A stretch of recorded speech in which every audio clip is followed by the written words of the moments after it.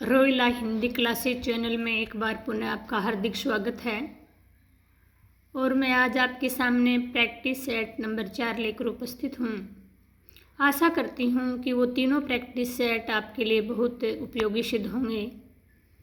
तो आज के इस प्रैक्टिस सेट का हमारा पहला क्वेश्चन है, हजारी प्रसाद द्विवेदी की कौन सी रचना एक व्याख्यान माला का रूप है। अर्थात द्विवेदी जी ने जो भी व्याख्यान दिए थे उनका संकलन एक पुस्तक के रूप में कर दिया था, तो उस पुस्तक का नाम बताना है। पहला ऑप्शन है हिंदी साहित्य की भूमिका, दूसरा है हिंदी साहित्य का आदिकाल, तीसरा ऑप्शन है हिंदी साहित्य का उद्भव और विकास, और चौथा है हिंदी काव्य।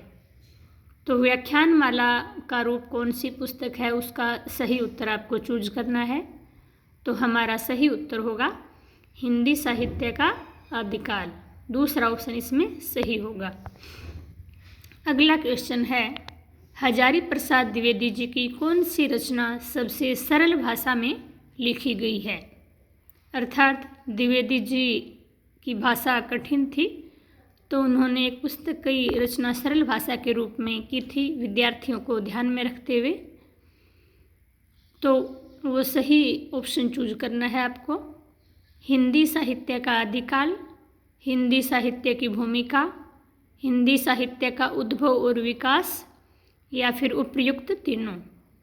तो सरल भाषा में कौन सी पुस्तक लिखी थी, वो उत्तर आपको चूज करना है। तो इसमें हमारा ऑप्शन होगा हिंदी साहित्य का उद्भव और विकास। हिंदी साहित्य का उद्भव और विकास बहुत ही सरल भाषा में आम विद्यार्थियों को ध्यान में रखते हुए इसकी रचना की गई है। अगला क्वेश्चन है, आदिकाल की प्रमुख भाषा कौन सी थी। अर्थात आदिकाल में मुख्य भाषा के रूप में कौन सी भाषा रही थी, वो ऑप्शन चूज करना है। संस्कृत, पाली, प्राकृत और अपभ्रंश। तो मुख्य भाषा कौन सी थी, अपभ्रंश। अगला क्वेश्चन है, उत्तर अपभ्रंश को पुरानी हिंदी नाम किसने दिया। अर्थात उत्तर अपभ्रंश को पुरानी हिंदी का नाम दिया गया था, और वो किसके द्वारा दिया गया। तो सही ऑप्शन चूज करना है। पहला है रामचंद्र शुक्ल, दूसरा है राम कुमार वर्मा, तीसरा है चंद्रधर शर्मा गुलेरी, और चौथा है रामविलास शर्मा। तो उत्तर अपभ्रंश को पुरानी हिंदी नाम दिया है चंद्रधर शर्मा गुलेरी जी ने। उन्होंने 1921 ईस्वी में उत्तर अपभ्रंश को पुरानी हिंदी नाम दिया था, नागरी प्रचारिणी पत्रिका में। हमारा अगला क्वेश्चन है, रामचंद्र शुक्ल ने अपभ्रंश को क्या नाम दिया था। आचार्य रामचंद्र शुक्ल जी ने अपभ्रंश को नाम दिया, वो चूज करना है। पहला ऑप्शन है हिंदुस्तानी, दूसरा है हिंदवी, तीसरा है अवहट, और चौथा है प्राकृताभास हिंदी। तो आचार्य रामचंद्र जी शुक्ल ने अपभ्रंश को प्राकृताभास हिंदी के नाम से अभिहित किया था। तो हमारा सही ऑप्शन होगा नंबर 4। अगला क्वेश्चन है, हजारी प्रसाद द्विवेदी जी ने हिंदी साहित्य की वास्तविक शुरुआत कब से मानी है।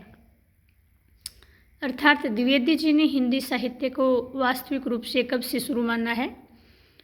आदिकाल से, भक्तिकाल से, रीतिकाल से, या फिर आधुनिक काल से। तो इसमें हमारा सही ऑप्शन होगा कि द्विवेदी जी ने हिंदी साहित्य की वास्तविक शुरुआत भक्तिकाल से मानी है। हमारा दूसरा ऑप्शन सही होगा।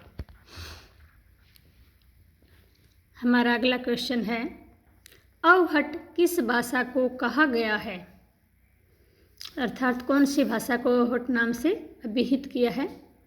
पूर्व अपभ्रंश को, उत्तर अपभ्रंश को, प्राकृत को और हिंदी को।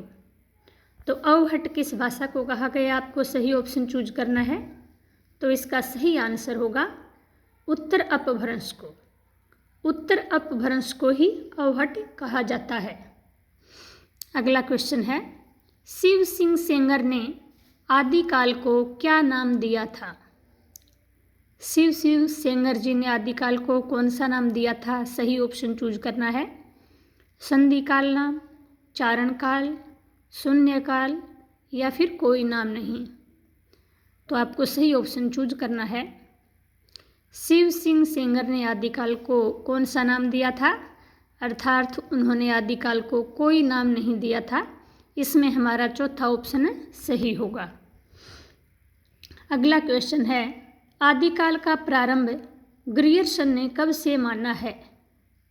आदिकाल का प्रारंभ कब से माना है ग्रियर्सन के अनुसार? तो 700 ईस्वी, दूसरा ऑप्शन 693 ईस्वी, तीसरा ऑप्शन 643 ईस्वी और चौथा ऑप्शन है 713 ईस्वी। तो आपको सही ऑप्शन चूज करना है ग्रियर्सन के अनुसार। तो इसमें हमारा सही ऑप्शन होगा 643 ईस्वी। और आज के इस प्रैक्टिस सेट का अंतिम क्वेश्चन है, आदिकाल को आरंभिक काल किसने कहा? अर्थात भिन्न भिन्न विद्वानों ने आदिकाल को अनेक नामों से संबोधित किया, तो उसमें आरंभिक काल किस विद्वान ने दिया था? आपको सही ऑप्शन चूज करना है। हमारा पहला ऑप्शन है गणपति चंद्र गुप्त, दूसरा है गारसा दैतासी, तीसरा ऑप्शन है मिश्रबंधु और चौथा ऑप्शन है बच्चन सिंह।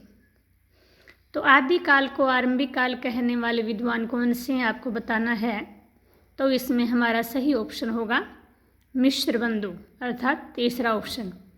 मिश्रबंधुओं ने ही आदिकाल को आरंभिक काल के नाम से अभिहित किया था।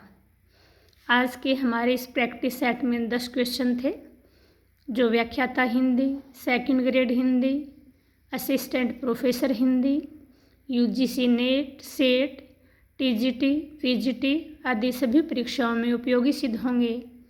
आशा करती हूँ कि आपको ये क्वेश्चन पसंद आए तो हमारे चैनल को सब्सक्राइब और लाइक ज़रूर करना। कल फिर उपस्थित होंगे अगले प्रैक्टिस सेट के साथ। तब तक के लिए धन्यवाद।